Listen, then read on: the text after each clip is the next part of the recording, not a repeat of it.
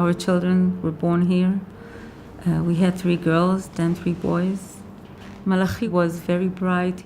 There's a Binyamin Region basketball. There was a car with terrorists waiting for them. They shoot them, and Malachi was wounded the worst. The way they talked about Malachi, the time is a very big element. The helicopter didn't land because we were afraid that there is another terrorist on the ground, and an ambulance took him, and he died on the way. To say that we would be able to save this young man, that's in the hands of Kadosh Baruch Hu.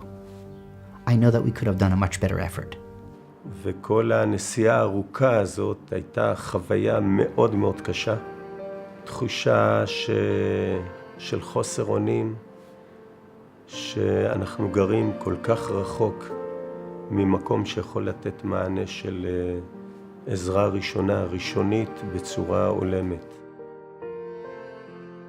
You have the largest region of the country, and they have one single route to get into Yerushalayim, to get to a hospital, through a checkpoint that is always backed up. אנחנו קוראים לזה שבנימין זה בעצם לב הארץ. היא נמצאת במרכז ארץ ישראל, במרכז מדינת ישראל. All of patriarchs and matriarchs stepped here on this ground. We have a mission to grow it all up with education, tourism. אנחנו כשהגענו לפה, זה היה מדבר שממה. לא היה פה עץ, לא היה פה נפש חיה. והייתי שותף להפרחת השממה פה. יש פה 65,000 תושבים ב-45 יישובים. It's going to take an ambulance to drive from any of these communities anywhere between 30 to 80 minutes. That is unconscionable. Over the last 10 years, I had the incredible privilege of serving as the executive director of the Efrat Medical Center, a project that One Israel Fund had tremendous impact on. This was an entire region with no medical care. So the mayor of Efrat at the time, Eitan Golan, had this initiative. He approached Dr. Glick. In the summer of 2000, at the onset of the Intifada, we established a medical center to provide multifaceted emergency care, including an urgent care center, a family medical center, pharmacy, labs. And it became clear to all of us that this is a real need. A community of this size has to have accessible medical services. In case of emergencies, we're open 24/7, and instead of having to go to Yerushalayim and the roads are sometimes closed, here they know that they have someplace right here. Suddenly, everybody wants to be in Gush Etzion because you have the best medical services you could possibly imagine available. This model that has been so successful has drawn the attention of people from across Israel. The Binyamin Regional Council approached me and said, would you consider taking a look at our region? Let's see what we could do.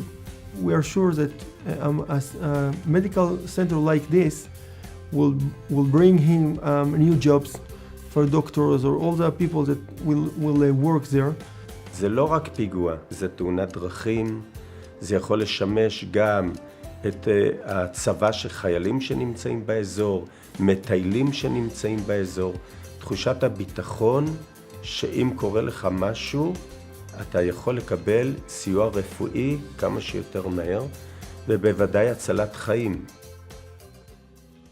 Right here behind us is exactly where the medical center is going to be built. We have a vast amount of land, and we're situated in a perfect location in terms of the accessibility to the communities around us.